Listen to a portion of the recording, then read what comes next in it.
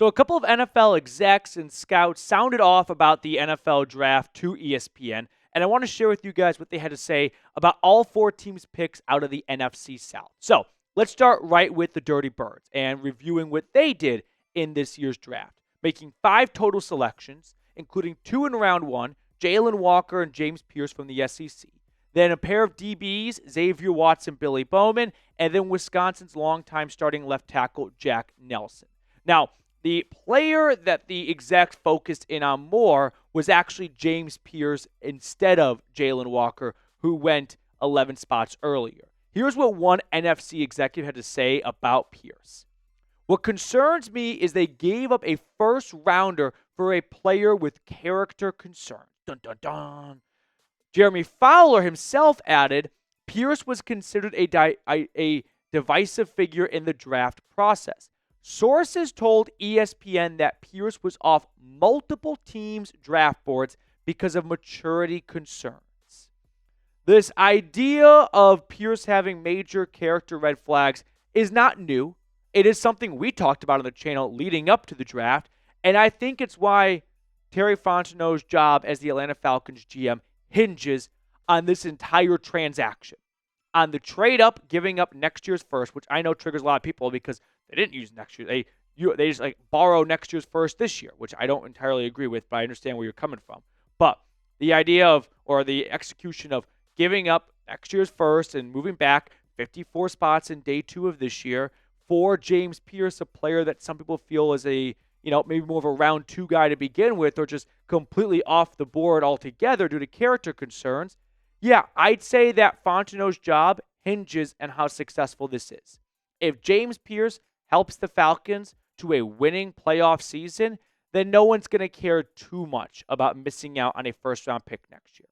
If James Pearce doesn't play well and the Falcons miss the playoffs, at that point, it'll be 5 straight years of Terry Fontenot missing the playoffs as the Atlanta Falcons GM, going below 500 and being dead last in sacks since he took over in 2021. So, might sound a bit dramatic, but I think Fontenot, his future in Atlanta hinges on the success of this team, and specifically Pearce, knowing how big of a gamble he made giving up their first-round pick next year to use it on a player this year that's got some red flags across the league. So, best of luck to Terry, because I truly admire the balls he had on pulling this off right here. There are a lot of GMs who would just go, not going to take that risk.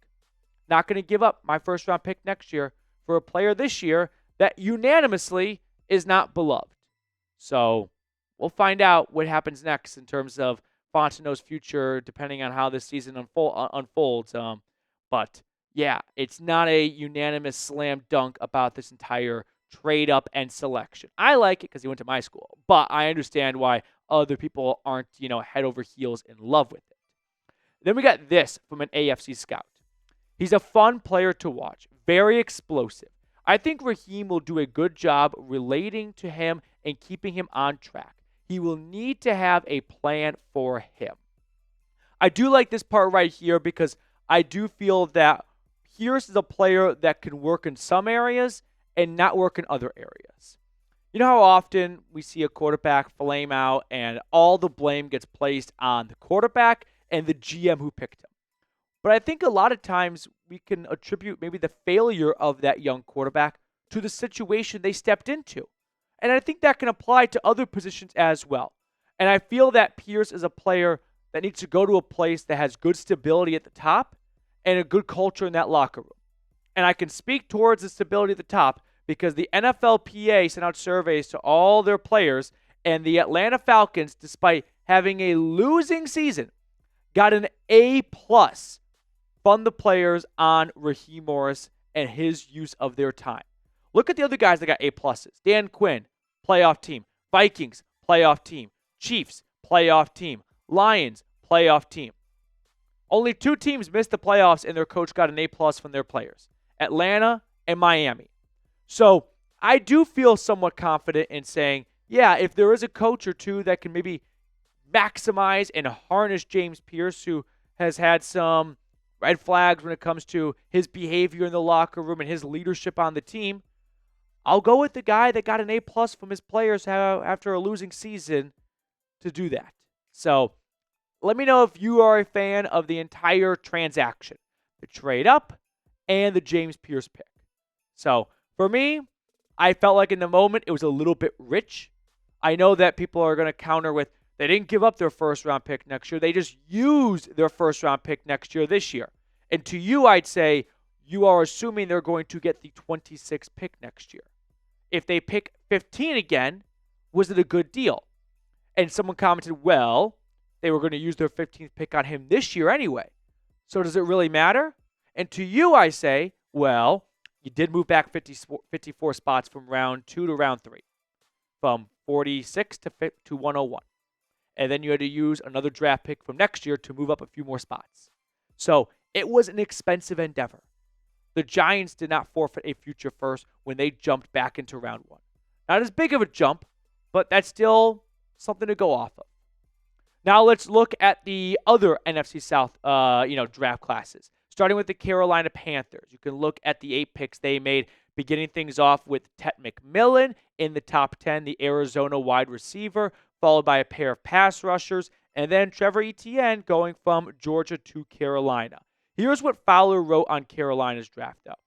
The Panthers were linked to Georgia's Jalen Walker for a while, and I do believe the love for him was real. In the end, though, taking a smaller front 7 player was an issue. I would like that printed out and pasted on the back of Jalen Walker's locker because he gets to play this team twice a season. And I want Panthers GM, head coach, front office for years to come to wake up in a pool of your own sweat and night terrors because you let Jalen Walker get past you and he terrorized your team not once but twice a season. Ted McMillan was the pick instead of Walker. I don't think Ted McMillan is that great of a receiver. I say that from the standpoint of what the expectations are for a guy that goes top 10. I don't think McMillan would have been even a first-round pick in last year's draft. He's not better than Marvin Harrison. He's not better than Rome Odunze. He's not better than Malik Neighbors. He's not better than Brian Thomas.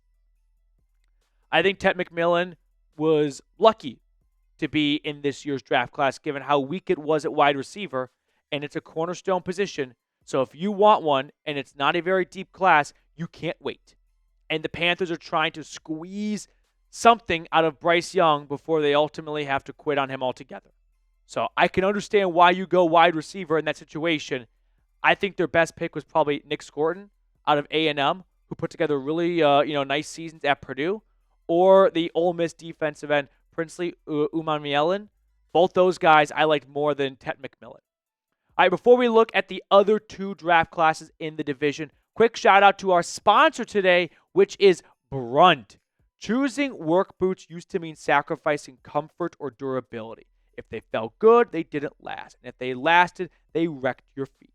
Brunt Workwear finally ended that trade-off, designing boots that withstand the toughest job sites while feeling as comfortable as your favorite sneakers. And for a limited time, our listeners get $10 off at Brunt with code CHAT at checkout.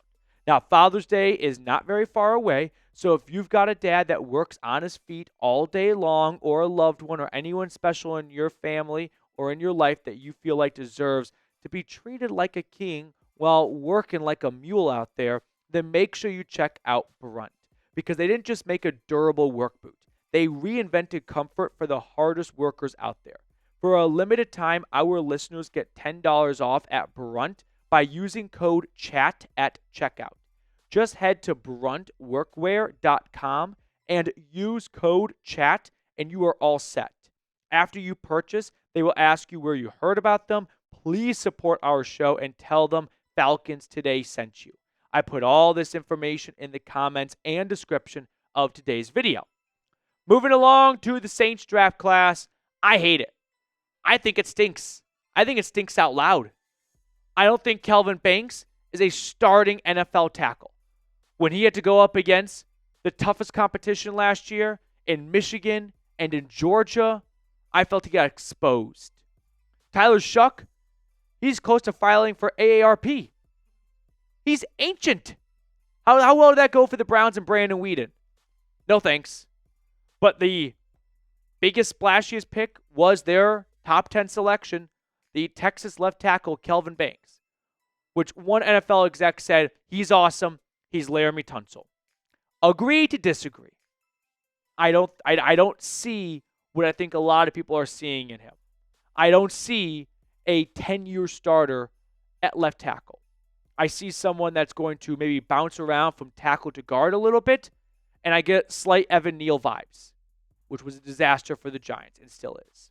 As for their second-round pick, Tyler Shuck, an AFC exec said he was a hot name day 2. Sounds like he would have gone quickly if not for New Orleans. He's got some of what Kellen Moore likes, intelligence at the position, good makeup, will need to improve his accuracy at the next level. You just described a 6th-round quarterback. If the best thing you can say about the guy is intelligence, listen, that's a nice trait to have, and that's a valuable one. And all the best quarterbacks have been smart. But when you lead off with, bright guy, I'm not building a trivia team. You're building an NFL team. That's the best you can offer? F. I dislike both those picks by New Orleans. Let's talk about the Buccaneers draft next. They went Emeka Egbuka, which, by the way, not that anyone cares. I had that in my mock draft. I think that was the latest correct pick I had, which felt kind of cool. Then they took my sweet prince from Notre Dame, Benjamin Morrison, and Kansas State's corner, Jacob Parrish, followed by a couple of defensive guys, and then Tej Johnson out of Oregon. Fowler had this to say about the Bucs draft. 3rd-round corner Jacob Parrish can be considered a winning pick for Tampa. I talked to a few teams pre-draft that listed him as a sleeper for the end of the 1st or early 2nd, though some obviously thought that was too rich. I'll be honest, I like this pick for the Buccaneers. This is not going to catch any hate or flack from me. He was a 2-year starter, 2-time honorable all-mention Big 12 player, but he's got incredible speed.